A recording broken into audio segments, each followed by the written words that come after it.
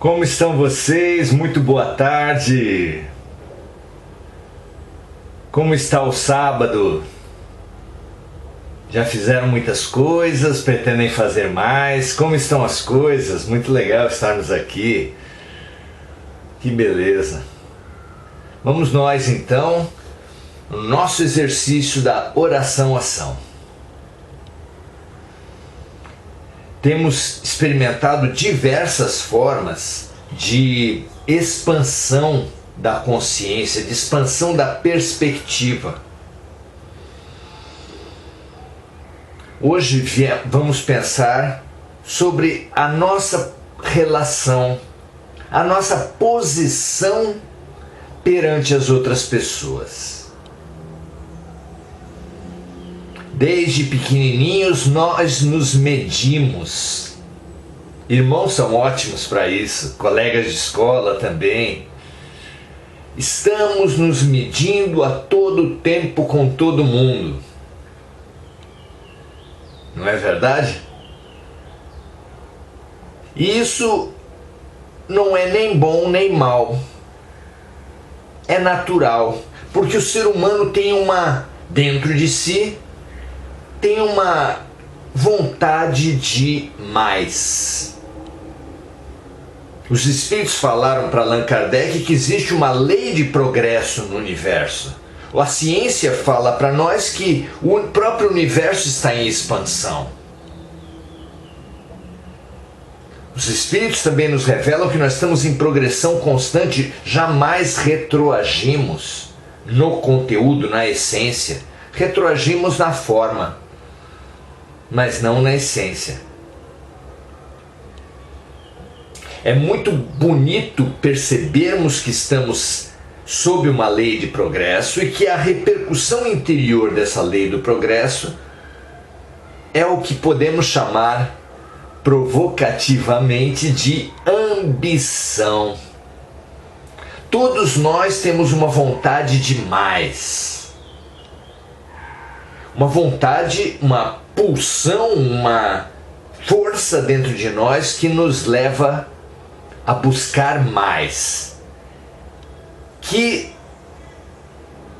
deveríamos todos traduzir por ser mais, mas que uma boa parte de nós, ou todos nós em algum momento, em algum grau, negociamos e substituímos o ser mais pelo ter mais, aceitando o convite da humanidade materialista, da sociedade materialista, da sociedade de consumo. A sociedade de consumo, percebendo a sua publicidade, que a publicidade é a principal arma da sociedade de consumo, estudando o ser humano e percebendo essa pulsão, essa força, essa vontade de mais,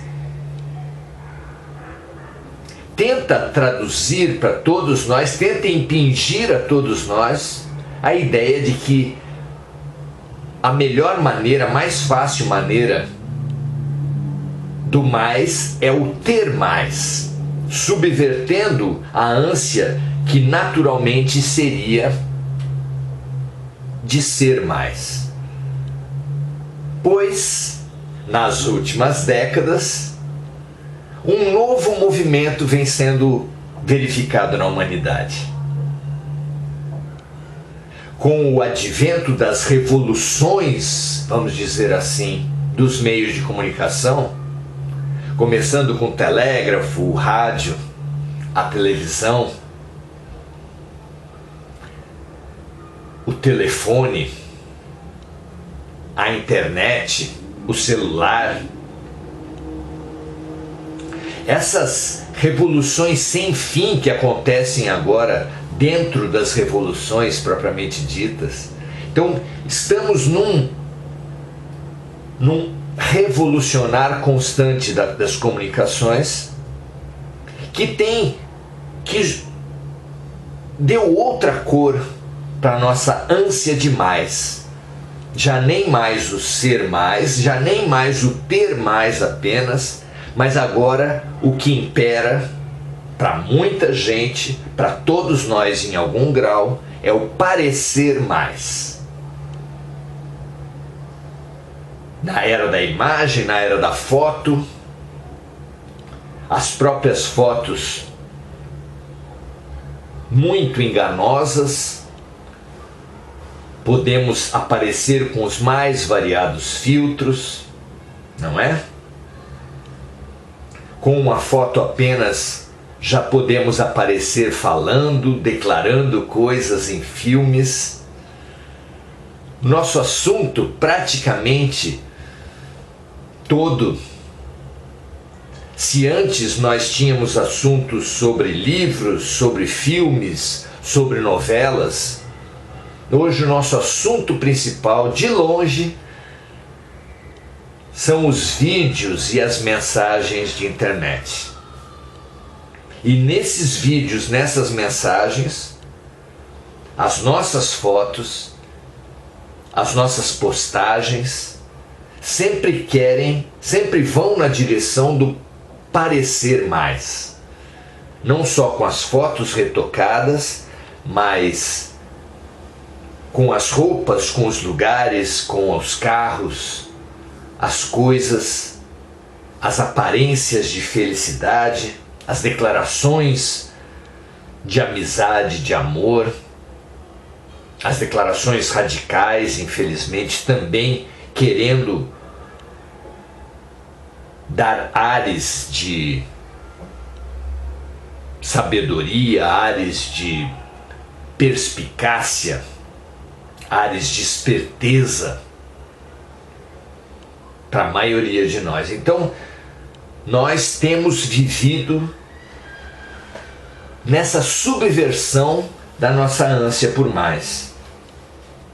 E como isso repercute, como a gente pode perceber a nossa posição perante a humanidade, já que há essa vontade, essa necessidade de nos medir.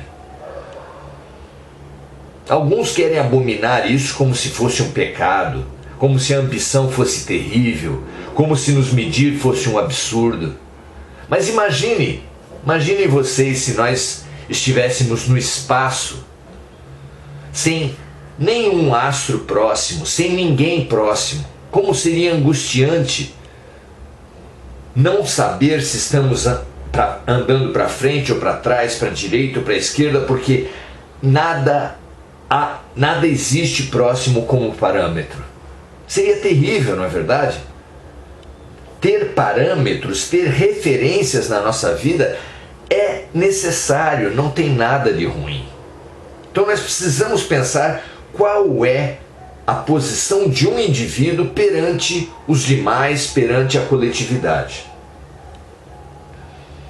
Nessa ânsia de medir as pessoas, a ciência, há poucas décadas atrás, instituiu um parâmetro de inteligência racional. Chamava-se teste de QI, coeficiente de inteligência. As pessoas se submetiam a um teste de alternativas e conforme as respostas que eles iam dando, quem aplicava o teste dava um resultado. O seu QI é tanto. E isso media a inteligência das pessoas. As pessoas competiam como os alunos competem quando vem o resultado das provas. Como se aquilo fosse um veredito, fosse uma sentença de superioridade ou de inferioridade. Os mais jovens não sabem o que é isso, se bem que muita gente ainda usa o teste de QI. De lá para cá, a própria ciência, porém, vem evoluindo. Já não se fala mais, mesmo no campo racional, da inteligência racional, não se fala mais em um tipo de inteligência. Há autores que falam em 9 tipos de inteligência, 9 habilidades que o ser tem. A habilidade verbal, a inteligência espacial, a inteligência lógico-matemática, 9 tipos de inteligência. E outros autores, dentro do campo científico, vieram trazendo a inteligência emocional. E avançando dentro do contexto da ciência, a espiritualidade que verdadeiramente nunca deveria ter se descolado da ciência. Se você vai ver nas comunidades da antiguidade, nas comunidades primitivas, o pajé das tribos, ele é a referência de sabedoria, de espiritualidade, de inteligência. Não há separação dentro disso. O mago Merlin, dentro da Távola Redonda, a mesma coisa. Era uma referência no campo espiritual e no campo científico também. Mesmo na antiguidade, a igreja na Europa concentrava grande parte do conhecimento científico. Quem aprendeu os rudimentos da genética sabe que grande parte dos avanços da genética foram feitos por um monge. E não só na genética, mas em diversos outros campos da ciência. Mais avançado, quando a ciência avançou ainda mais, a partir do iluminismo, é que houve um descolamento. A igreja passou a perseguir alguns cientistas que traziam teses que eles pensavam, que eles supunham contrárias à igreja, que não eram contrárias às escrituras, muito menos contrárias aos luminares, no caso da Europa, não eram contrárias ao Cristo e aos teólogos, mas eram contrárias aos interesses políticos da instituição religiosa. E aí houve essa cisão entre ciência e religião. Porém, estamos num momento integrador na sociedade e dentro de nós. O convite é da integração. Jesus, há 2000 anos, já fazia esse convite, mas nós não tínhamos olhos de ver. Disse ele: meu Pai e eu somos um. Nós também temos como destino, como avanço real, a integralidade, a unidade. Isso quer dizer o quê? Se nós temos tantos tipos de inteligência, como vai se dar essa integração? Não é uma questão interessante? E mais interessante ainda é a resposta. Vejam vocês, meus amigos, na comparação de todos nós, seria como uma escola de muitas disciplinas, em que em cada uma delas um grupo de alunos se destaca.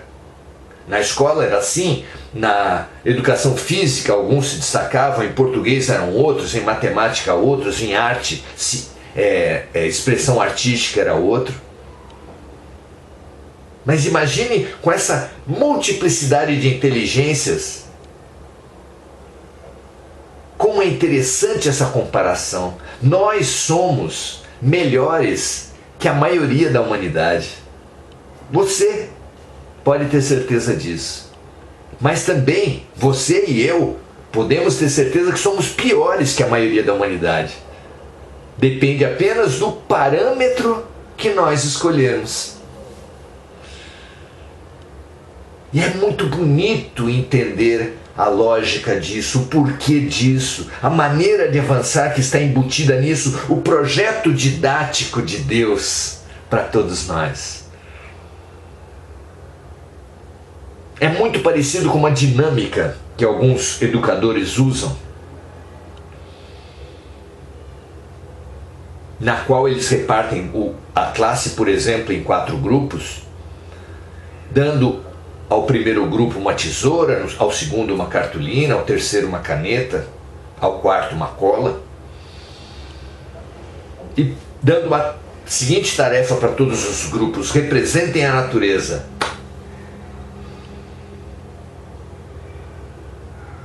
dando tempo, por exemplo, de 10 minutos. Ao cabo dos 10 minutos, cobra os grupos, e eles têm produções, ou alguns nenhuma produção, outros produções muito ruins, e ele dá bronca, e o professor dá bronca em todos. Puxa, que coisas feias vocês fizeram, que coisas fracas, que produções pobres vocês fizeram. Aí os grupos reclamam: sim, professor, mas o senhor nos deu para uns uma tesoura, para outros uma cartolina, para outros uma cola, para outros uma caneta. O que nós poderíamos fazer apenas com esse material? E aí, sorridente, o educador pergunta para a classe toda: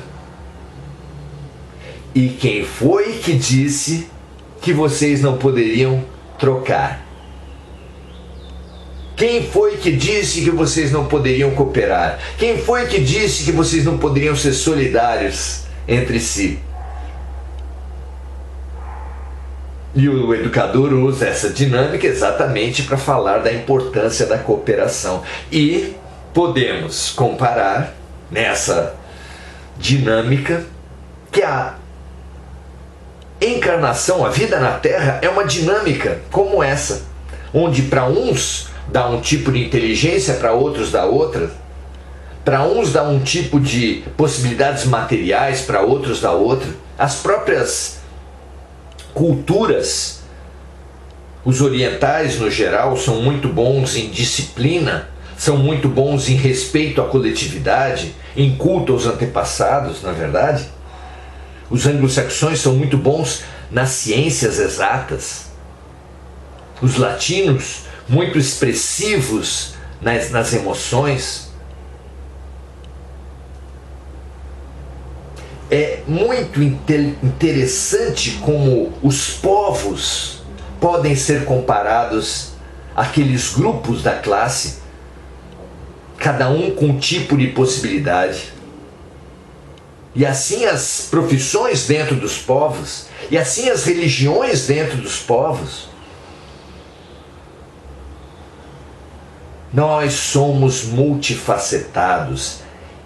E em todas essas multifaces, em todos os âmbitos sociais, culturais, nacionais, profissionais, científicos, religiosos, nós somos assim chamados a cooperar. Porque a cooperação é um maravilhoso ensinamento para a fraternidade, para a solidariedade. As diferenças socioeconômicas são um convite à caridade. É maravilhoso percebermos Deus nos estimulando como professor. Se hoje nós estamos nessa situação que estamos, onde metade, não é tanto, mas 30% da humanidade tem problemas sérios de saúde ligados à obesidade, e 15%, talvez 20% da humanidade tem problemas sérios de saúde ligados à subnutrição. Uma parte disso, a desnutrição. Alguns morrendo de fome, como o triste caso dos Yanomamis no Brasil. Que triste esse caso. Irmãos nossos, irmãos da nossa família que nós estamos deixando morrer. É terrível isso, né? Como pode ser que metade da humanidade, pai, 30%, 20% da humanidade tenha problemas ligados à obesidade e outros ligados à fome? Como pode ser que uma parte significativa das nossas sociedades tenham como preocupação, como grande preocupação de sua vida, a segurança do seu dinheiro, do seu patrimônio, a segurança pessoal contra sequestros, roubos?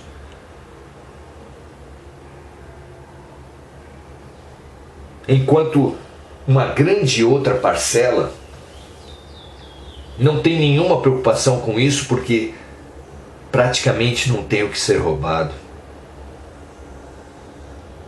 Uns perdendo a saúde por ter demais, outros perdendo a saúde por ter de menos, perdendo a estabilidade, a tranquilidade. Uns não tendo casa para morar e outros tendo que administrar vários imóveis. Uns não tendo dinheiro para o essencial e outros tendo que gerenciar, angustiados por gerenciar o supérfluo. Jogando na bolsa, nos títulos, angustiados por perder dinheiro quando há oscilações na bolsa, no dólar, no ouro. Essa é a humanidade. Para essa humanidade, Deus deve estar perguntando nesse momento, como professor da nossa dinâmica: e quem foi que disse que vocês não poderiam cooperar, trocar?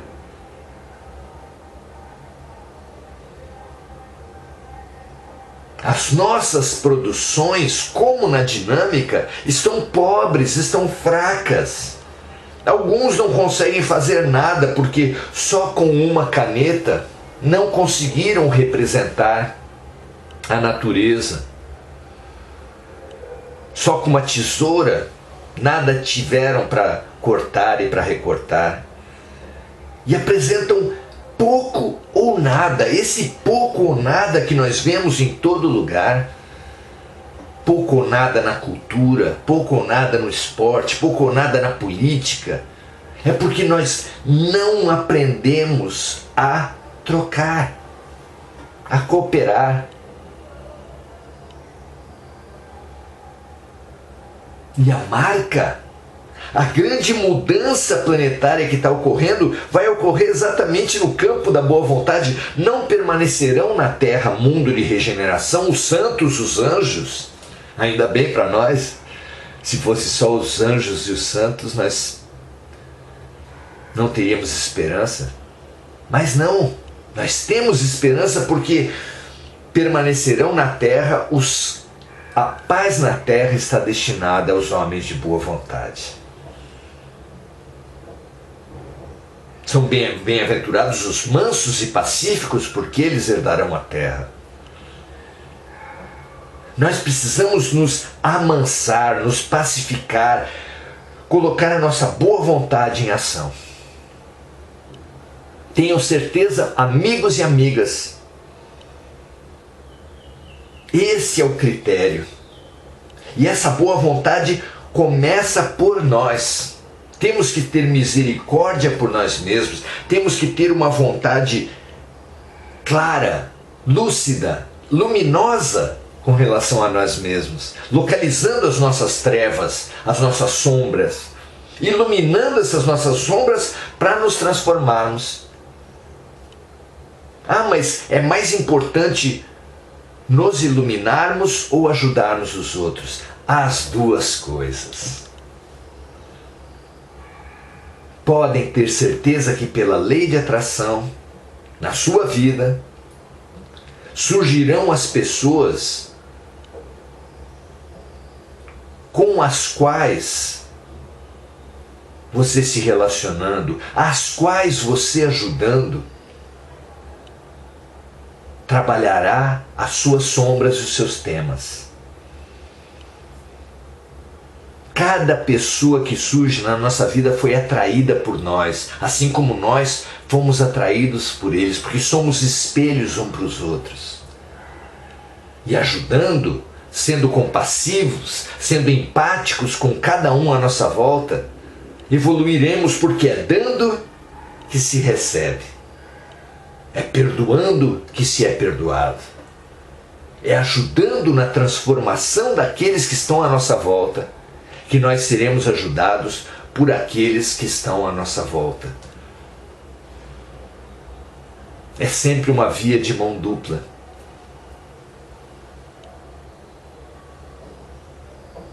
Jesus compara todos nós como necessitados de perdão. Mas para recebermos esse perdão, precisamos aprender a perdoar. Perdoai as nossas dívidas, assim como nós perdoamos aqueles que nos têm ofendido, aos nossos devedores.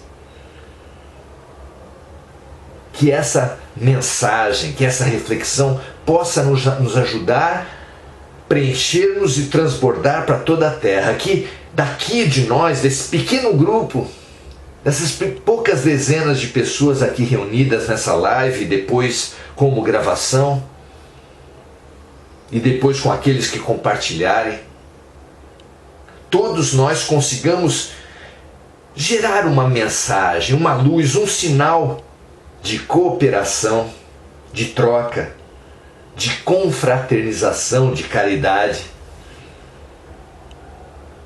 que inunde, que fertilize, que inspire a humanidade toda a sermos fraternos.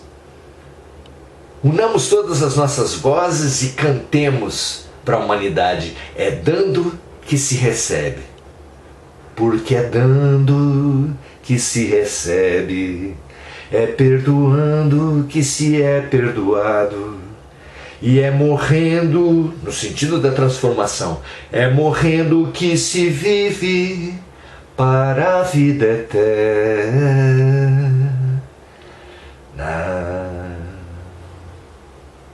Transbordemos paz, transbordemos boa vontade, transbordemos cooperação, caridade, até que um dia, talvez ainda não nessa vida, pelo menos na forma mais pura, mas um dia, certamente, consigamos transbordar em amor, como Cristo transbordou. Muito legal estarmos aqui, muito bom estarmos aqui. André Salvatore, Sayonara Angélica, muito bom, muito boas essas trocas. Compartilhem, meus amigas, é muito bom estarmos aqui. Rosa Amaral,